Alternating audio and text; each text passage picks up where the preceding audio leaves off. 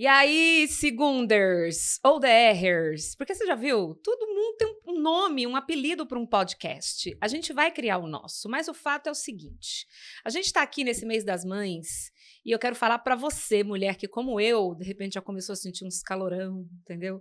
Porque é sempre isso.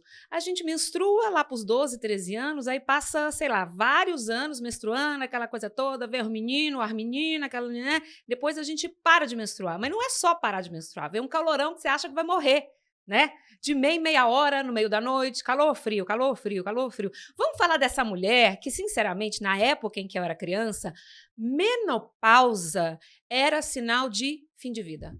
Pronto. Tive menopausa, vou morrer logo. Agora, não.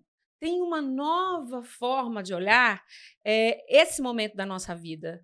São tantas fases, né? Tantas emoções. E aí eu trouxe alguém especialista nesse papo para bater um lero com a gente. Coletei algumas perguntas que eu fiz na internet para a gente tirar essas dúvidas aqui e conversar também um pouquinho com essa mulher, né? Que tem tanta coisa para nos ensinar, a doutora Daniele Lima Amorim, né? Ou Daniele Lima, né? Tem muita coisa para eu falar sobre você aqui, mas eu quero falar boa noite, oi para você primeiro. Obrigada por aceitar o nosso convite. Olá, muito obrigada. O prazer é meu de poder estar aqui e contribuir, né, com informação para as mulheres, principalmente em um mês tão importante que é o mês das mães. É verdade. Gente, mês das mães. E aí, mulherada? Primeira coisa é que, assim, eu estava lendo, eu vou contar por que também eu fui atrás da doutora Daniele. Ano passado, tive umas menstruações esparçadas, né? Cheguei até a achar que estava grávida novamente, né? Apesar do marido ter feito vasectomia, aquela coisa toda, né? Mas não era, gente. Depois a gente foi fazer uns exames e aí meu médico me deu a excelente notícia de que estava na menopausa, né? E aí fez um exame de uma taxa hormonal, estrogênio, aquela coisa toda, parará. E realmente contra o exame de sangue não tem argumento contra ele, né? Não Não dá. dá para esconder. É verdade. Só que aí eu comecei a estudar, porque eu sentia muito calor e uma angústia muito grande, né? Às vezes o calor começava no meio do peito, às vezes no meio das costas, e vinha, irradiava a TT Ribeiro por todo o corpo, parecia que eu pegava fogo mesmo, né? Em chamas. Bem, aquele filme lá de ação que eu esqueci o nome, tem o livro também, que depois eu vou lembrar. E aí vinha aquela angústia.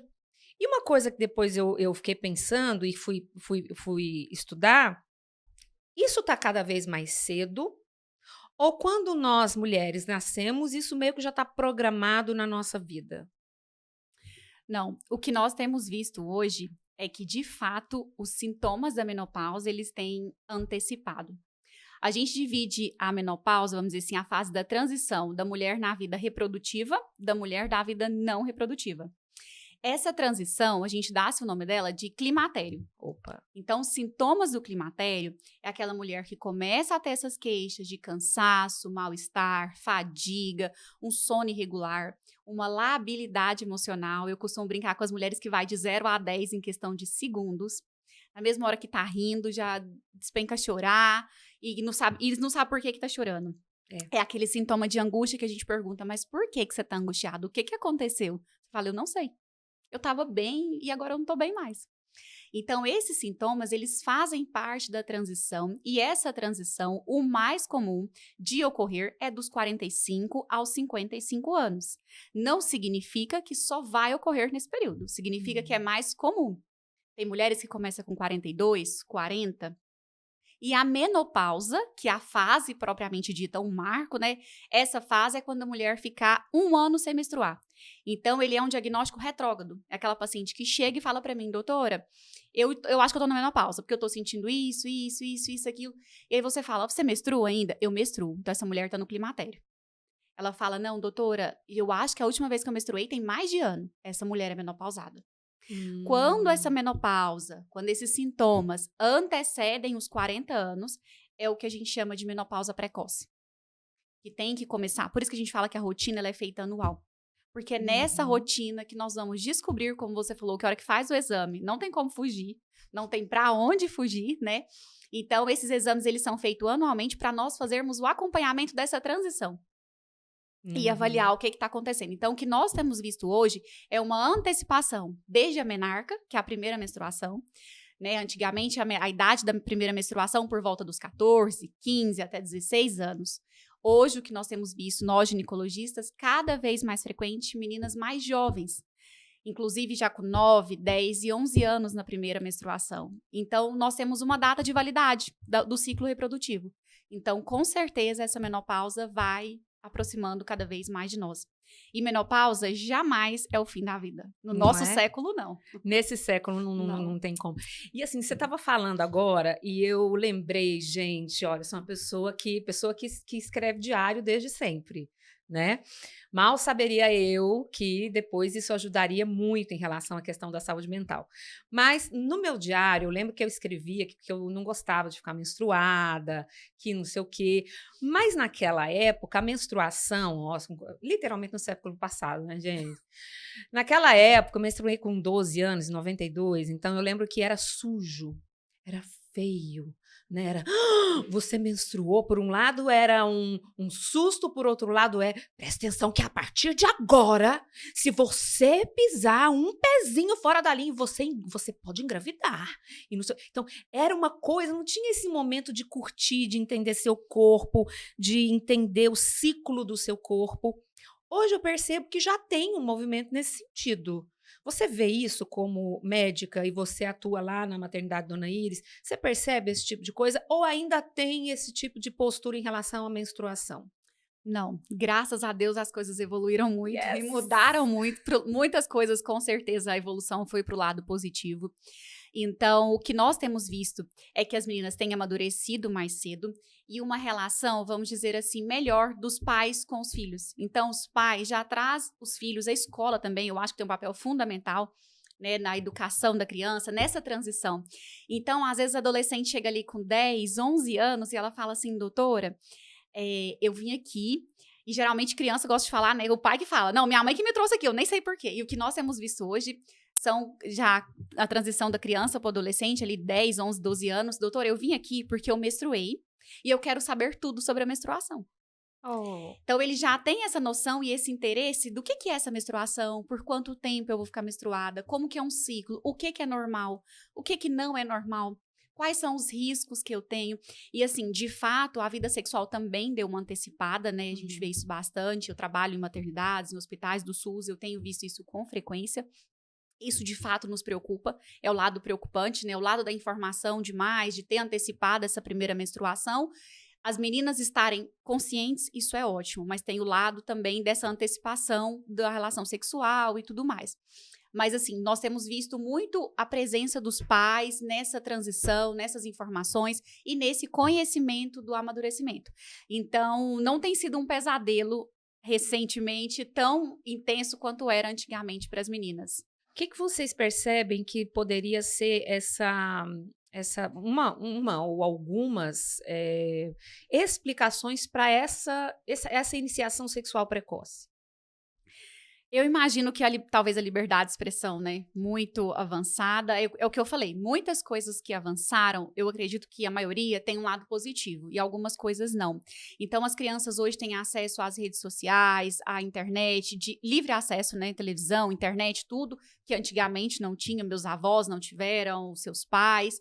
Então, eu acho que isso tem despertado um interesse maior nessa geração. Então, eles querem conhecer. Eles querem saber o que é isso, mas por que é isso? Antigamente, o pessoal falava, mãe, pai, de onde eu vim? Né? E tinha a historinha da cegonha. Hoje eu brinco que a gente não consegue levar essa história da cegonha até os 4, 5 anos, mas ela não vai, ela não progride.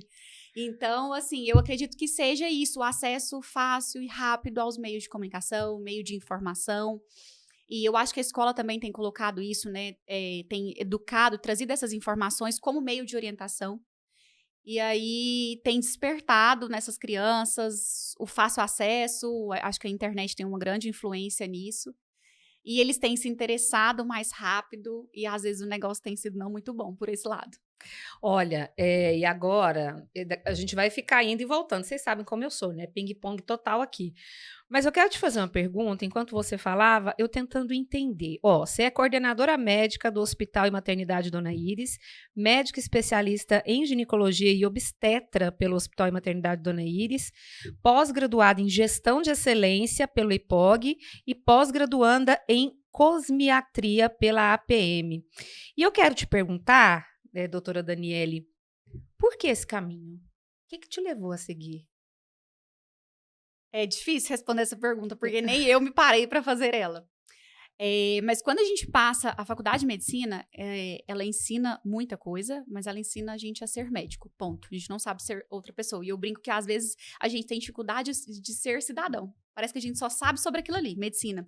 É tanto conhecimento, é tanta coisa pra gente aprender que de fato ocupa tudo que a gente tem de neurônio.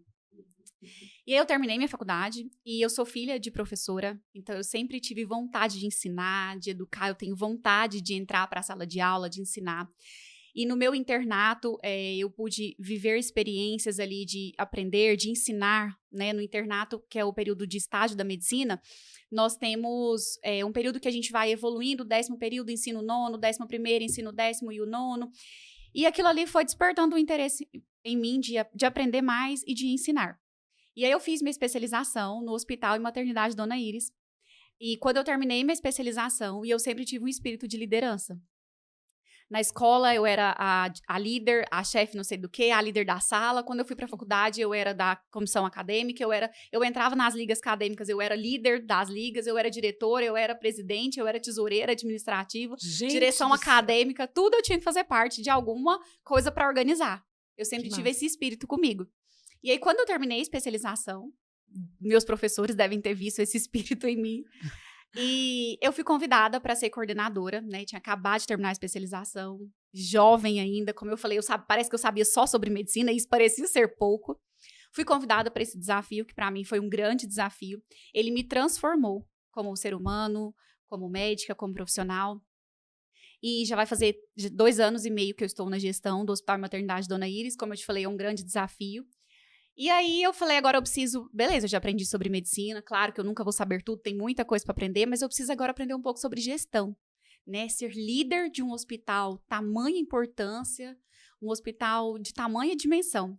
E aí foi onde eu escolhi fazer uma pós-graduação em gestão em saúde, um outro mundo além da medicina. E isso acaba fazendo a gente amadurecer e crescer, outro desafio, né? Também, né? Enorme. Porque ainda mais um hospital público, meu Deus. Exatamente. E junto a essa administração, junto a isso, eu sou apaixonada em fazer consultório. É o que eu falo que eu sei fazer de melhor, é gerir meu consultório. Então, eu falei, e o que eu vou trazer para o meu consultório, além de ginecologia e obstetrícia? Então, sempre em busca de alguma coisa a mais. Foi quando eu decidi trabalhar a beleza da mulher. Falei, como ginecologista, eu posso olhar para a mulher como um todo. Eu posso não ser só obstetra, eu posso não ser só a médica que vai tratar a menopausa, o climatério, porque essa mulher da menopausa, ela pode ter uma queixa na região íntima que incomoda. Doutora, eu sou insatisfeita com isso aqui. E eu falei, gente, aí eu vou falar para ela, não, você vai procurar outro médico para tratar isso aí. Eu só trato o seu sintoma da menopausa.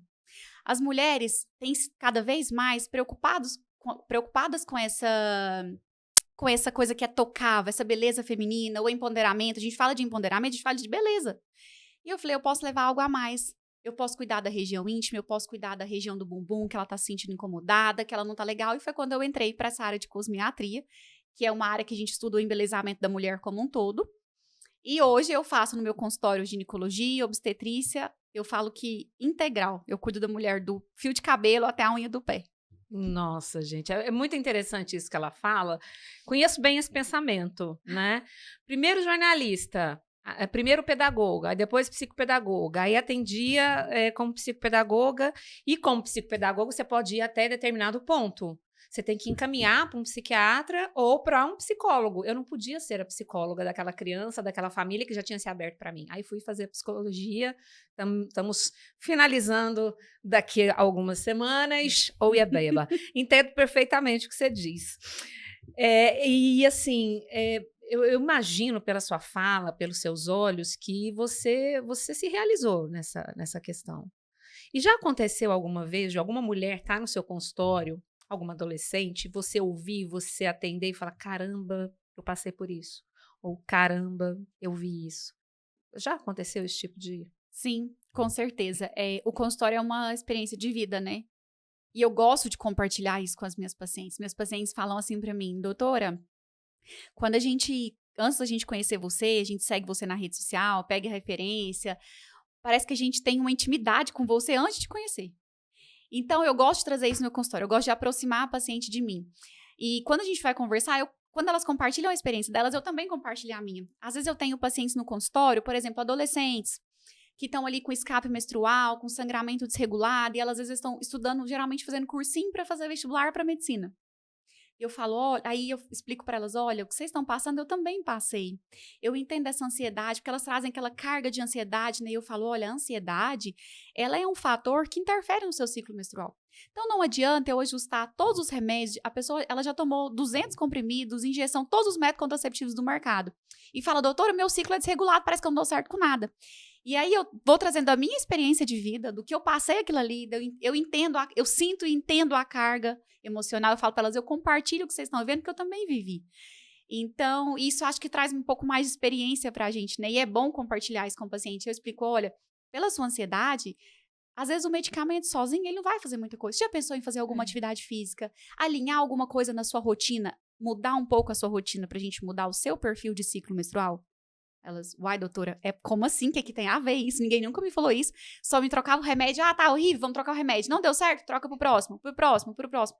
Aí eu falei, não. A gente tem que olhar a alimentação, ganho de peso, como que tá a sua saúde física, mental, espiritual. É um conjunto disso tudo, né? É verdade. Quero te fazer uma pergunta, porque como obstetra, eu quero saber de você. Assim, tá rolando um movimento muito interessante, que é todo parto importa, que eu acho que é um livro da Carla Cerávulo, que ela escreveu junto com outras especialistas, tal, a respeito disso. Como é que é essa questão do parto? Qual é o melhor parto? Então, esse assunto é polêmico. Muito polêmico. Quando a gente fala que todo parto importa, é porque o parto, a mulher é protagonista do parto. E a gente fala que o parto é um meio da mãe realizar o sonho de ter o seu filho. E o parto, ele jamais deve sobressair a essa emoção, a função dele, que é trazer o bem maior para a mamãe, ela não pode ser sobreposta a uma forma de parir. Eu falo para as minhas pacientes, desde quando elas chegam na primeira consulta de pré-natal, que elas estão ali, às vezes, com um teste de farmácia positivo, nem passou para as próximas etapas. Eu falo para elas assim, o parto, para mim, ele é talvez o menos importante do seu pré-natal inteiro, do seu momento ali no hospital e do seu pós-parto. Porque as mulheres têm criado, eu falo que o mundo, na verdade, é de modismo. É a moda, a época do parto cesárea, a época do parto normal. E aí, quem faz uma outra via de parto que não tá na moda é crucificado, errado, não é assim, não pode ser assim. Então, eu tento trazer leveza para as minhas pacientes nessa questão. O parto cesáreo é bom, o parto normal é bom, todos os partos são bons. O que de fato importa é a forma como você vai parir ou é o seu filho bem no seu colo. Nem sou obstetra e já sabia disso, entendeu? Porque, olha, eu assim, acho que quando Deus me criou, sabe, imagina aquele meme. Deus me criou, aí lá, aquele negócio lá. Parto normal. Cesárea. Entendeu? Não tem. Amamentar. Fórmula. Entende? Por quê? Porque eu vejo muito isso. Nada deu certo. Nada. Né? Primeiro porque eu sempre tive um horror ao parto normal. Cheguei e falei assim, olha, eu quero cesariana. Depois, na terapia, fomos descobrir que foi por causa de um abuso sofrido ainda na infância. Não queria que nada passasse aqui. Né? Para ter um relacionamento com meu esposo, com tranquilidade, e não tenho vergonha nenhuma de falar nisso, é um processo, foi e é um processo, né? Então, hoje eu entendo o porquê que eu não quis, de nenhum momento, mas sempre achei lindo. O parto na banheira, o parto natural, normal, que o povo fala, lindo, mas para mim não. Sim, né? A gente brinca a gente fala assim, ó, estamos na partolândia, né? Que é aquele momento ali do hospital que a paciente tá com a banheira e tá toda uma equipe ali preparada e faz exercício e vai pra bola, pro chuveiro, pra banheira, mas o que eu falo pra paciente? Porque aquela que pare normal, ela se sente, às vezes, mais importante, melhor. E aquela que não pariu, ela vai se sentir triste. Ah, eu não Isso. consegui, eu sou incapaz. E eu falo, quem é minha paciente sabe disso. Eu falo, gente, independente da forma que vocês vão trazer o filho de vocês no mundo, o que importa de fato é o filho estar no colo de vocês bem. Não importa a via de parto. Ninguém é mais mãe porque teve um parto normal e ninguém é menos mãe porque teve um parto cesáreo. Assim como a amamentação. Quem Exato, amamenta e exato. quem dá a fórmula, gente, independente disso, mãe, pra mim, a função e o papel de mãe vai muito além do leite. O leite é importante, aumentar é importante. Eu falo para as minhas pacientes, se vocês têm a oportunidade, se tá dando tudo certo, se é prazeroso, continua. Isso vai ser bom para você e bom para o seu filho, um vínculo. Mas se não tá, tudo bem, você vai continuar sendo um exemplo de mãe para ele vai ter orgulho de você. E existem formas diferentes de maternar, de dar amor, de oferecer apoio, de ser carinho, de ser refúgio, de ser colo, ser tudo. Não é o leite materno unicamente que vai fazer esse papel. Vocês entenderam, gente? Tá tudo certo. Quando eu tive meus primeiros meninos, a louca aqui falando dos meninos agora, pausa, porque agora eu vou falar dos filhos, né? É incrível. O primeiro nasceu em 2012, eu tinha 32 anos, então ainda estava, por mais que eu não quisesse normal, eu queria muito amamentar. Não consegui. Aí, menina, foi a depressão pós-parto fodida. Foi a porta de entrada para deprê pós-parto. Depois, melhorei, pá, veio o segundo 2016, tive baby blues. Baby blues é uma depressão pós-parto mais leve.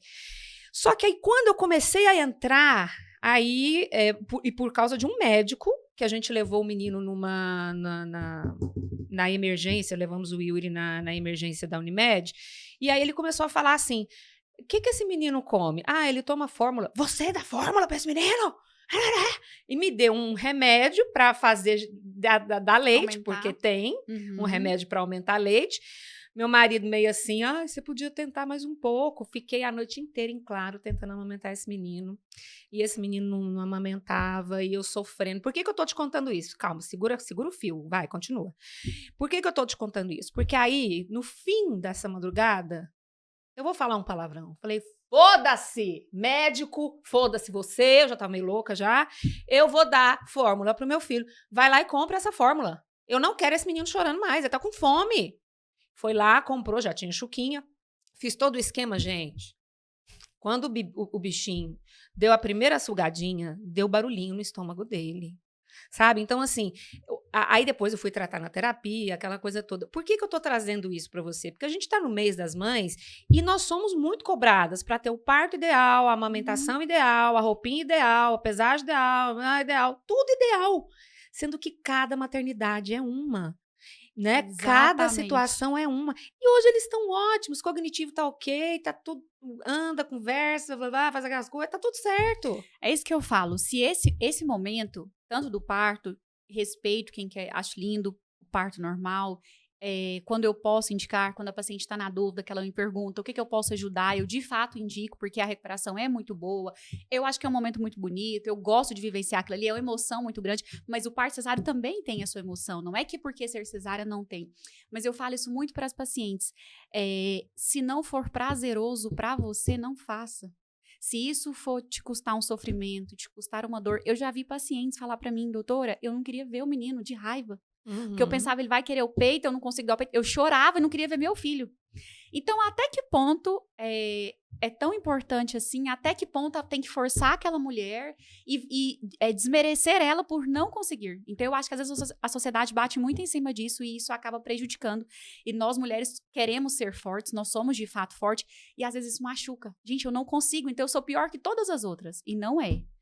Para mim, existem várias formas de você ser mãe. Amamentar é importante, é sim, e é uma delas. Mas se você não consegue, se não é prazeroso, você não tem que viver e focar naquilo ali, porque senão você vai desenvolver outras coisas. Aí desenvolve depressão pós-parto, o baby blues. Aí eu te pergunto, você tá feliz? Você aproveitou o momento? Você aproveitou a maternidade? Curtiu aquele momento? Não como eu gostaria. Então. Não como eu gostaria. É sobre isso. Né? Então, e outra, na época tinha uma receita de deixar a criança chorar até dormir, para aprender a dormir. Eu fiz isso uma vez, depois eu ganhei 3 livros, as desgramas dos 3 livros falavam a mesma coisa. Peguei os livros, joguei, porque eu já estava virada, né? Então, assim, a gente já fica virada. Peguei os 3 livros, joguei contra a parede. Eu falei, vai dormir, chupetando meu peito, vai dormir aqui na minha cama. Foda-se. Também não vou, não. Então, aí fui. Menina que é. Aí depois, devagarzinho, a gente vai acostumando a criança no berço. Aí é outra história, né? Eu quero te perguntar o que você percebe em relação à rede de apoio, que é algo que a gente já falou aqui no DR de Segunda. Inclusive, se você for na playlist, lá em cima tem um papo com a Vitória e com a Maísa Manuela, que a gente falava sobre rede de apoio, a importância da rede de apoio, como é que está a sua rede de apoio. O que no consultório você percebe? O que seria um desafio, uma sugestão? Mãe precisa de rede de apoio. Precisa. A rede de apoio é o pilar talvez mais importante desse processo de gestar, de parir, né, naquele momento ali do parto, independente da via de parto, é importante. As pacientes ficam ansiosas com anestesia, né, na coluna, e nossa, doutora, eu vou dormir, eu não vou dormir, principalmente quando é o primeiro filho. Então, ter um apoio ali, e esse apoio, claro que o ideal é se ele puder ser composto pelo pai, o pai da criança, o parceiro daquela mulher, né? A mãe também é um apoio fundamental. Você ter uma equipe de apoio, um médico assistente que você sabe que você pode confiar. Eu gosto muito também de ter a presença de um enfermeiro obstetra, uma doula, pessoas que têm conhecimento, que vão te ajudar com informação, com orientação, e a sua família, né? Eu falo, aquela pessoa que você tem mais afinidade, sua irmã, por exemplo, é uma tia, é uma madrinha, é uma amiga, quem você tem mais afinidade, você trazer para esse momento com você, trazer para esse momento da gestação, que é um momento cheio de dúvidas, né? São muitas informações, é muita coisa, e eu falo que parece que principalmente a gestante, a mulher no momento do parto e no pós-parto não aparece uma pessoa para dar uma ideia boa, para contar uma experiência boa, né? É assim, menina, até hoje, nossa, fulano, deixa eu te contar, a filha do fulano morreu. Ah, não! Fulano teve uma gestação complicadíssima e começou a inchar igualzinho você, viu? No final deu eclâmpsia. Você tá assim, no parto, deixa eu te contar, fulano teve um parto normal, o menino quase que o menino morre, e mãe morre todo mundo. Então, eu falo que, assim, parece que não surge ninguém para dar uma história, uma vivência bonita. E meus pacientes me confirmam isso. Elas me contam cada história que eu falo. Não é possível que alguém te falou isso para você.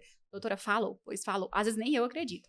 Então, quando ela tem uma rede de apoio de familiares que ela julga importante estar naquele momento e fazer essa caminhada, gente, muda tudo. Muda a gestação, muda a forma de parir, muda a forma de pós-parto, muda o puerpério, o resguardo. Então, para mim, rede de apoio é o alicerce mais importante para que esse caminho dê certo. Muito, muito interessante. E aí, quando você fala dessa questão, eu lembro, é interessante como a nossa mente ela vai trazendo, né, as coisas assim. Lá na enfermaria mesmo do hospital, né, que eu pari os 2 filhos. Tinha 2 meninas que também estavam esperando a hora delas. Eu era cesariana e a outra menina poderia escolher. Novinha, só que aí eu já estava. Não, eu já tinha voltado do quarto, o Yuri já estava do meu lado. E aí tinha passado da hora da anestesia para ela. E ela gritava demais e eu não conseguia levantar. A minha vontade era de ir lá e abraçar ela, porque muito nova. E as outras 2 também estavam. Porque, por mais que seja o parto normal, eu sei que hoje tem analgesia. Sim. Então, as outras tinham tido parto natural, mas elas estavam ainda. Sobre efeito da anestesia. Exatamente, elas não estavam bem. E a menina chorando, chamando a mãe estava trocando de roupa para entrar, para ficar com ela. E a vontade, eu assim, ainda meio para lá do que para cá, mas eu com vontade de levantar, mas não podia, né? Eu falo que é o abraço mais quente que o médico e o seu paciente dá no centro cirúrgico. É naquele momento ali, é dentro do hospital, é no corredor do hospital, na internação, na alta. Às vezes eu chego no hospital, minha paciente está chegando em trabalho de parto com 5, 6 centímetros, tadinha, chorando, querendo desistir, falando que não vai dar conta. E elas falam, doutora, quando você abraça a gente, parece que vem uma força interior que você fala, eu vou dar conta sim, eu treinei para isso, eu vou dar conta. Então é assim, para nós é muito emocionante. Eu já pensei em deixar a obstetrícia. E esses dias eu falei para mim, até eu coloquei na minha rede social, que enquanto eu emocionar com obstetrícia, eu não vou deixar essa profissão. Você se emocionar, é isso? Sim. Eu imagino, deve ser emocionante mesmo, Sim, assim. são muitas experiências, é uma troca muito boa que a gente vive ali naquele momento. Você fala do pré-natal. Você acabou de falar de uma pessoa que, quando eu chego, tá em trabalho de parto, não sei o quê, eu treinei para isso. Como é que é essa questão do pré-natal? E eu queria saber se a procura tá melhor. Porque a gente tem notícias de que muitas mulheres não fazem pré-natal, né? Então, como é que tá isso? O pré-natal, ele é a base para um parto bem feito e para um resguardo, né, um puerpério bem feito. O pré-natal é fundamental. É o momento que nós, obstetras, conhecemos a paciente, a história pessoal, a história pregressa, para que a gente possa avaliar os riscos que ela pode ter durante a gestação. Hoje, por exemplo, a gente tem exame para avaliar risco de pré-eclâmpsia, risco de um parto prematuro. Então, se eu vejo o risco, eu consigo melhorar ali a minha atenção, meu cuidado para evitar com que vá acontecer. Não é que não vai acontecer se a investigação der negativa, mas eu tenho ali, às vezes, um ponto a mais para olhar. Então, o pré-natal, ele é de suma importância, eu bato nessa tecla todos os dias, eu falo isso no SUS, onde eu trabalho, eu falo isso no consultório particular, a todo momento. Acontece que pré-natal é um problema de saúde pública, porque nós não temos obstetras na rede básica de saúde e nem sempre temos equipe preparada para conduzir essa paciente. Então, no SUS, onde eu trabalho, eu vejo muito isso, pacientes que chegam sem informação, sem orientação, faltando exames incompletos, e isso dói em nós obstetra, porque às vezes o primeiro contato que aquela paciente vai ter ali no SUS sou eu naquele momento. E às vezes eu tenho um curto tempo para orientar tudo que ela precisa. Eu tenho pouco tempo para explicar para ela a importância do momento do parto, explicar para ela aquela dor que ela está sentindo, se é normal, se não é, explicar o risco de uma alimentação não balanceada na gestação, explicar sobre a importância da atividade física. Eu falo para elas que muitas chegam assim, doutora, não faço nada não, porque eu não vou ter parto normal. E eu falo, mas a atividade física é bom para a sua saúde, a saúde do seu bebê, independente do parto que você for ter, e para a sua recuperação. Eu preciso de uma musculatura boa, eu preciso de uma capacidade física boa, eu preciso de uma coluna boa, de um posicionamento bom, independente do parto. Eu nem tô falando de parto. Então, isso às vezes dói na gente um pouco, porque a gente fica sofrendo por não ter condição de passar tudo isso em uma consulta de pronto-socorro. Meu paciente chega ali na maternidade, eu tenho uma lista de pacientes para atender e eu gostaria, de fato, de poder pontuar com ela tudo aquilo ali, né? Todas as importâncias, tudo, e às vezes você não tem o tempo para isso. Então, muitas pacientes, às vezes, o primeiro contato que ela vai ter com o obstetra numa gestação inteira é no parto. Nossa. Infelizmente. Nossa, muita coisa passou pela minha cabeça agora, assim. Vamos trazer algumas perguntas. De repente, você conhece alguém que está grávida e tem que estar fazendo o pré-natal, tá? Se não tiver, explica para essa pessoa que ela tem que ir numa unidade de saúde, numa maternidade, próxima da casa dela, e fazer esse acompanhamento justamente pelo que a gente acabou de ouvir, né? Aquela história de tô grávida e vou comer por 2. Pelo amor de Deus, isso é o terror do obstetra.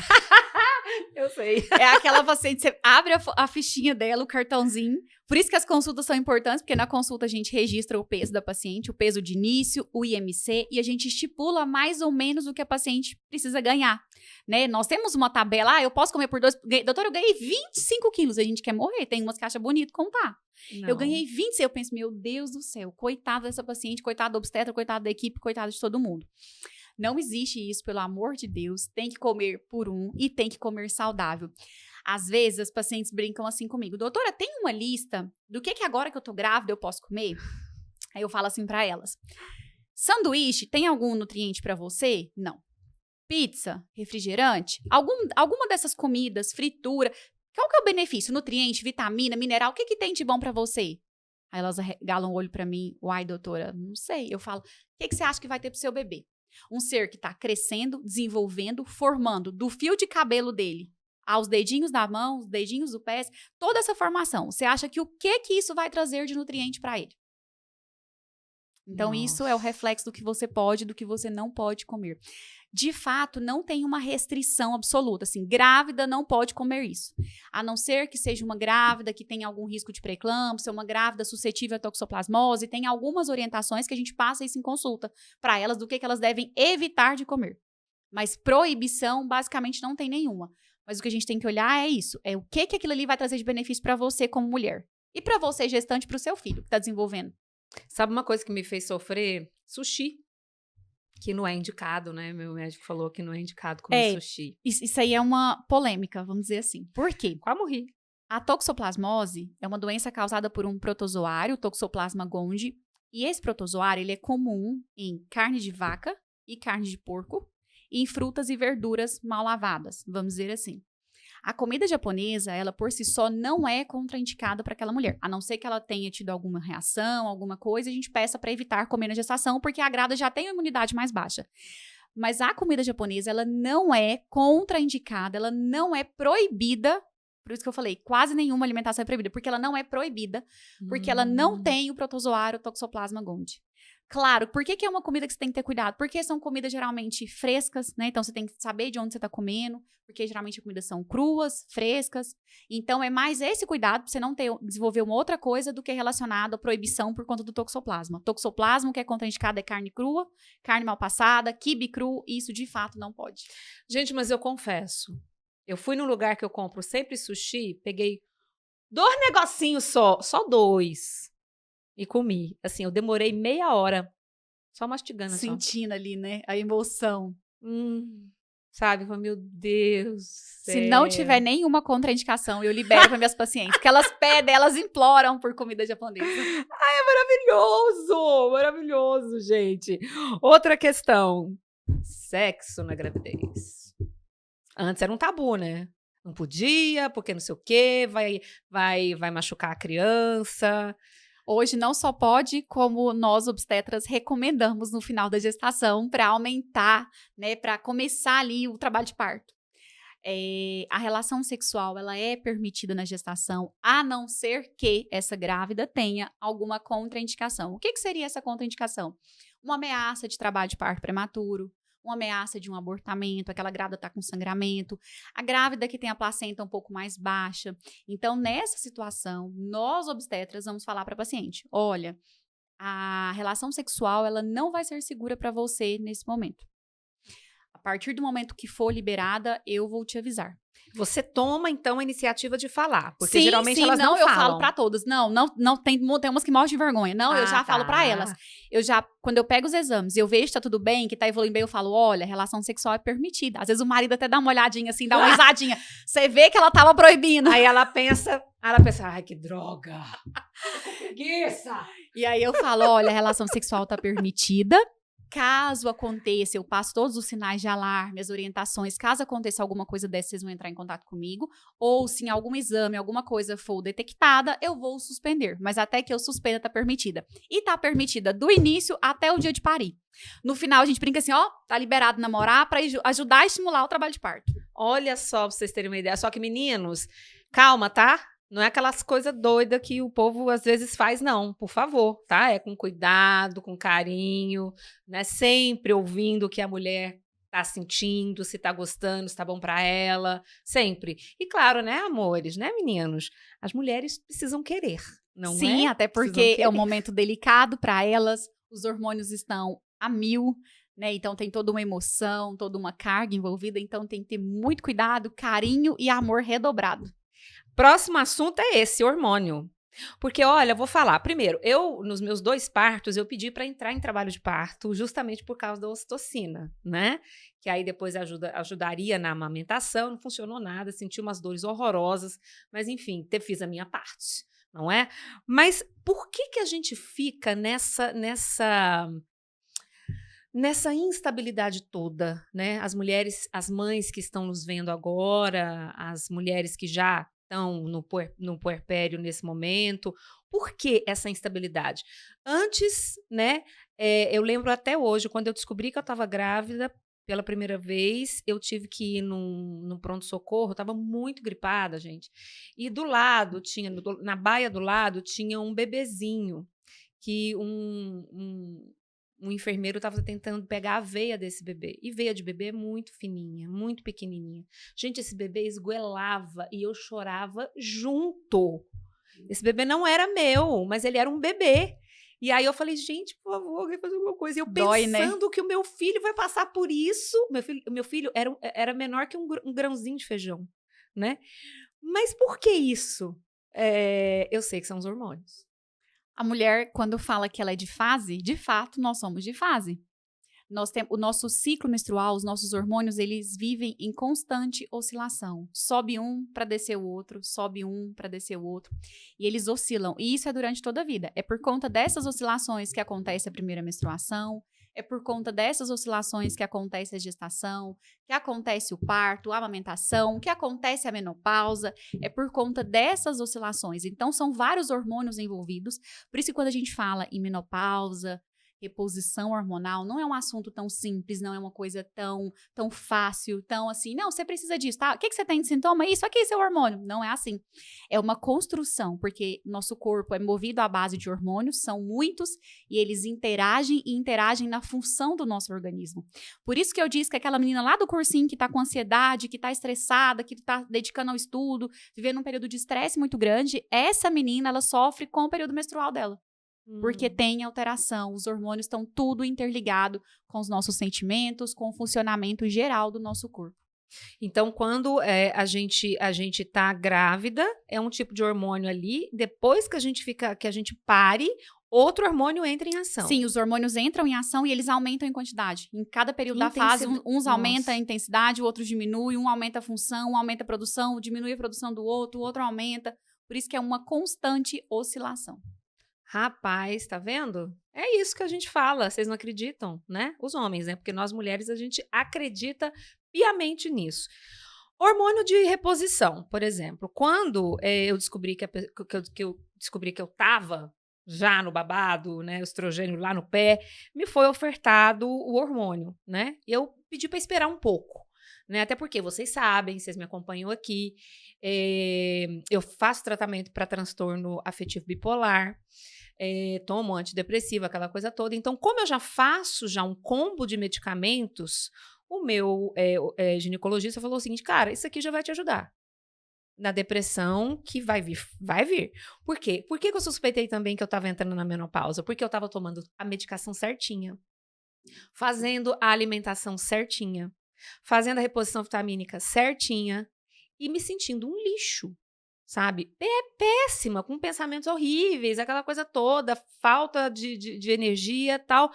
E aí um dia, parece que, sabe, quando vem a luz, eu falei, caraca, menopausa. Porque aí eu percebi que eu já não estava menstruando há 3 meses. E aí, ano passado, eu fui no ginecologista, em novembro, e aí ele me deu a notícia. Eu já não menstruava há 3 meses, então de novembro para cá eu não menstruo mais. E é interessante isso que você falou, porque muitas doenças psiquiátricas, ansiedade, depressão, transtorno bipolar, muitas alterações, elas são fechadas o diagnóstico na menopausa, porque a mulher afunda de uma forma que você vê que só os hormônios não vai resolver. Você começa a tratar aquela mulher, você trata, melhora os hormônios, ela volta e fala, eu tô péssima. E aí você olha os hormônios, o quanto melhorou e a mulher ainda tá sem qualidade de vida. Por isso que eu falo que o psiquiatra, o psicólogo, o ginecologista, eles andam lado a lado nesse momento da vida da mulher. Por isso que eu falo que é uma rede de apoio multiprofissional. Então, a rede de apoio ela é importante em toda a construção, em todo o processo e nessa fase também. E eu falo para as minhas pacientes, não adianta achar que eu sozinha vou resolver todos os problemas. Eu não vou. Eu vou ser um pilar importante para te ajudar. Mas eu preciso da sua ajuda e da ajuda de outros colegas, de outros profissionais para te ajudar. Porque tem umas que são mais agredidas que as outras desses sintomas. Não tem explicação do porquê que umas são mais afetadas, mas de fato algumas mulheres sofrem bem mais. E isso é até difícil porque aquelas mulheres que sofrem menos fala frescura. Nossa, que raiva que me Gente, dá. eu escuto em roda de mulheres onde eu trabalho, eu escuto de família, fulano usando hormônio. Gente, que frescura. Eu não tive nada, eu passei super bem. E aí, quando eu tô por perto, eu falo, que bom, agradeço a Deus por você ter passado bem, por você estar bem. Mas respeita aquela pessoa, porque menopausa não é brincadeira. Tem gente que sofre muito, e sofre de verdade. Olha, hoje até que eu tô mais acostumada, assim. Aí quando vem eu dou uma chorada de vez em quando. Aí quando, sabe, as ondas agora deram uma melhorada, né? Isso vai passar um dia? Passa. Vai acabar essa merda? Demora um pouco, mas passa.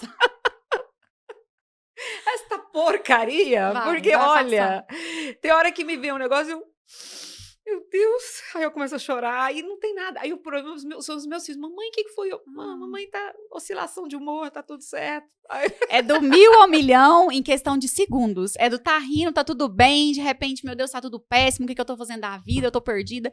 E acaba impactando na vida pessoal, profissional, no ambiente de trabalho, com a família. É um impacto muito grande, né? Por isso que a gente não deve desmerecer, desvalorizar e nem criticar quem tá precisando de ajuda. Pelo contrário. A gente tem que indicar e falar, olha, você tá precisando, eu conheço especialistas nessa área, profissionais que vão te ajudar, tem tratamento, tem solução e tem como você passar por essa fase. Por isso que eu falo, menopausa não é o fim da vida, pelo contrário, ela pode ser o começo de uma nova vida e ela só depende de você. Vou chegar aí. Uma amiga minha, beijo, Gi, ela começou a fazer a reposição. Diz ela que assim... Muda a vida. Né? Vocês me entenderam, meninas? Vocês me entenderam, né? Diz ela que tá numa coisa... Ela falou, amiga, nunca imaginei que eu... na minha idade agora, eu ficaria nesse tesão todo, nessa coisa toda, enfim. E aí, ela falou assim, mas isso é normal? Isso é assim mesmo? Depois vai acabar? Porque agora tá bom. Porque, como é que funciona essa questão? Eu, por enquanto, não tô tomando hormônio nenhum, né? Eu tenho um pouco de receio de hormônio ainda, né? Mas eu sei que tem hormônio de Drágia, que tem comprimido, que tem creminho, e que tem esses hormônios aí que prometem, inclusive, uma melhoria na libido da pessoa, que é uma coisa louca. Sim. Existe várias formas de reposição hormonal. Nós temos hoje via oral, que são os comprimidos. Nós temos a via transdérmica, que é aquela que a gente vai passar, né? Vai mandar manipular ou comprar os cremes e passar na pele. Nós temos a via injetável e temos a via subcutânea, que é a via do implante. Então, existe várias formas a gente fazer esse tratamento. E como que é feita essa escolha, né? Para quem que eu escolho o quê? Para quem que eu escolho o creme? Para quem que eu escolho o implante? Vai de cada sintoma da paciente, vai de como essa paciente quer mudar ali os sintomas. Eu sempre começo para elas assim, elas me contam tudo que elas estão sentindo e eu falo assim, agora se eu for te perguntar, você só pode mudar um, qual seria? Elas começam, para eu entender o que aquilo ali é prioridade na vida dela. Entendi. Porque é aquilo que eu te falei, de fato, em uma consulta, em uma reposição, eu não vou conseguir transformar a vida, e eu nem prometo isso. Mas eu falo para elas, se eu pudesse mudar um sintoma seu, qual seria? Aí elas falam, e se eu pudesse mudar 2 sintomas? Então, eu vou fazendo ali numa ordem decrescente o que elas têm de sintoma mais importante pra gente começar por aquilo ali. Porque geralmente é aquilo ali que tá derrubando elas, né? E aí, eu vou conversando com ela como que é o estilo de vida, né? Tem que mudar alimentação, estilo de vida, atividade física. Não adianta, eu já falo para elas, hormônio sozinho não faz nada. E aí, a partir daquilo ali, dos sintomas dela, se é libido, se não é, a gente tem a indicação para cada paciente.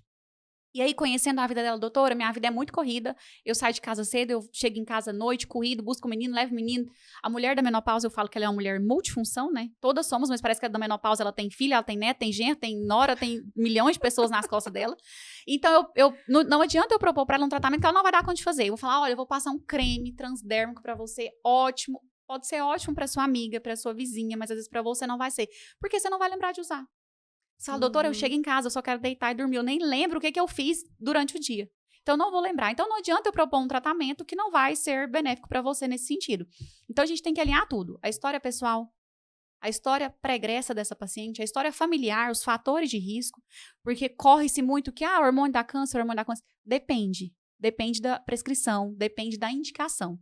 Eu falo que hormônio, reposição hormonal, não é para quem quer, é para quem pode. Porque não são todas que podem.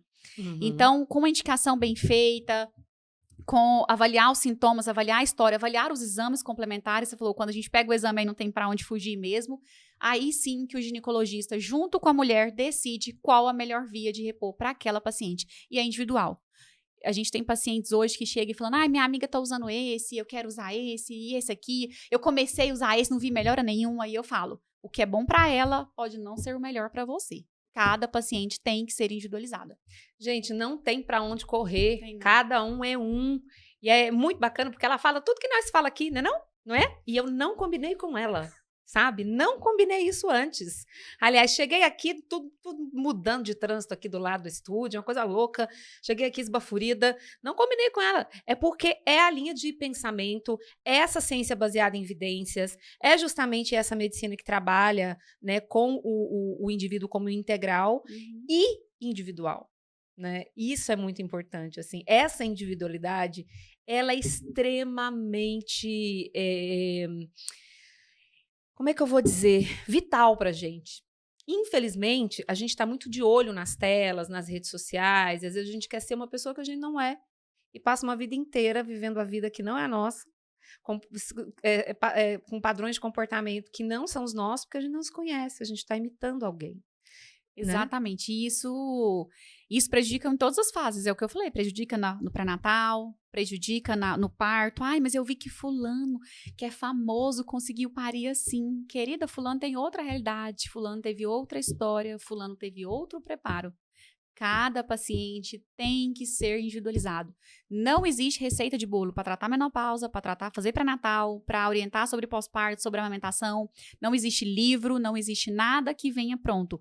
É tudo uma construção. E essa construção é médico e paciente. Ai, gente, eu acho que você pode ser a nossa ginecologista obstetra residente, porque, gente, maravilhoso! Bom, a gente está caminhando para o fim, e aí eu faço uma brincadeira aqui, que é a dedonha. Você já brincou de dedonha? Já. A gente faz a dedonha, e aí a gente coloca uma quantidade de número de dedos, e aí a gente vê quantas letras, e a gente fala uma palavra que vem na cabeça, qualquer palavra, e fala por quê que essa palavra veio na sua cabeça, tá? Uhum. Então, vamos lá. A dedonha. A, B, C, D, E, F, G, H, I, J. Sempre sai J, Tiago. O que é isso? J. Jeito. Por que jeito? Porque cada coisa que eu faço na minha vida, cada coisa que eu faço no meu consultório, cada dia que eu saio para trabalhar, eu tenho um jeito diferente de fazer, um jeito de acolher diferente. Cada paciente, cada história merece um jeito de cuidado.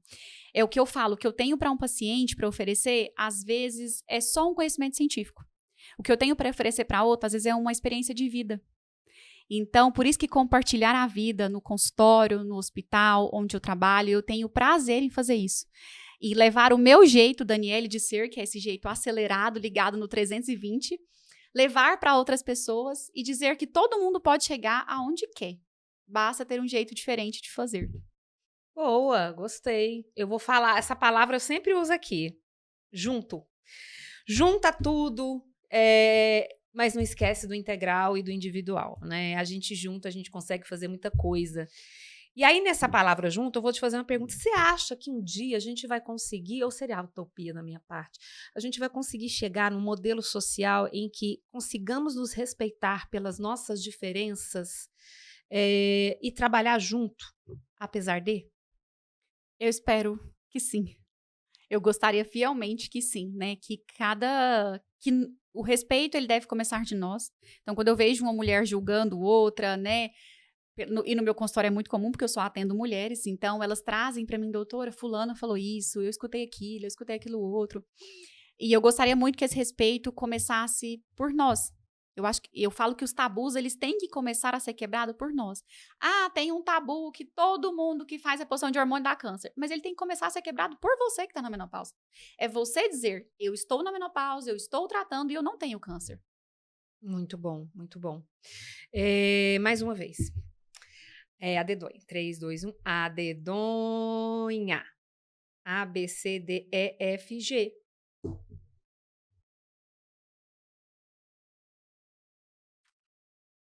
Gatilho. Nossa! Essa é forte. Gatilho, tudo que a gente vai fazer, a gente precisa de um gatilho, né? De uma experiência, de alguma coisa que vai nos despertar para procurar. E a menopausa, ela é uma doença que ela precisa de um gatilho para você procurar ajuda. E esse gatilho, que eu quero deixar aqui hoje, ele pode ser emocional, ele pode ser qualidade de sono, ele pode ser libido, pode ser um gatilho para a relação sexual, para o desejo. E tá tudo bem, mulheres, falar de desejo, falar de libido. Não é só o homem que tem que falar sobre isso, a mulher também tem que falar. E ela pode procurar se ela não estiver legal quanto a isso. Então, o sintoma da menopausa e a procura, ela não é só unicamente pelo calor. Eu falo que menopausa não tem um sintoma único. Então, seja o gatilho que você tiver, no sono, no emocional, na ansiedade, na indisposição, no ganho de peso. Doutor, eu tô comendo o que eu comia antes, fazendo o mesmo estilo de vida e eu tô ganhando um peso fora do comum. Isso pode ser um gatilho para você procurar por ajuda. E nós estamos aqui para atender vocês. Muito bom. Minha palavra é gratidão. Porque a vida dessa mulher não é fácil. Vocês ouviram ela contar no início aqui do podcast. Se você chegou agora, ouve o início, assiste o início. Para ela parar um pouquinho da agenda dela para vir aqui para conversar com a gente, eu quero muito, assim, gratidão mesmo. Queria que você falasse suas redes sociais para as pessoas te seguirem, né? Porque o DR de Segunda, ele tá no YouTube, mas ele também tá no Spotify. Então, às vezes, a galera tá só ouvindo a gente. O meu Instagram é doutora Daniele Lima e as letrinhas estavam de promoção, então minha mãe pegou várias no cartório. É DANYE, 2 L's e 1 E, Daniele Lima. Na minha rede social eu trago informação para as mulheres na gestação, no parto, no climatério, na menopausa. Que aí vem infecção de urina de repetição, vem candidíase de repetição, vem perda urinária, é um monte de sintoma, é um monte de coisa. E eu abordo tudo isso na minha rede social. Nossa, então, ó, já vamos combinar a sua próxima aqui, porque a gente tem que falar muito de saúde da mulher.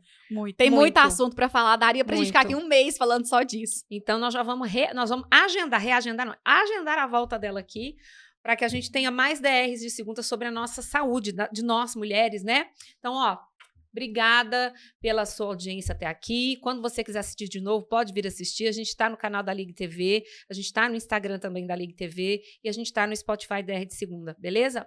Beijo, tchau, até a próxima segunda com mais uma DR.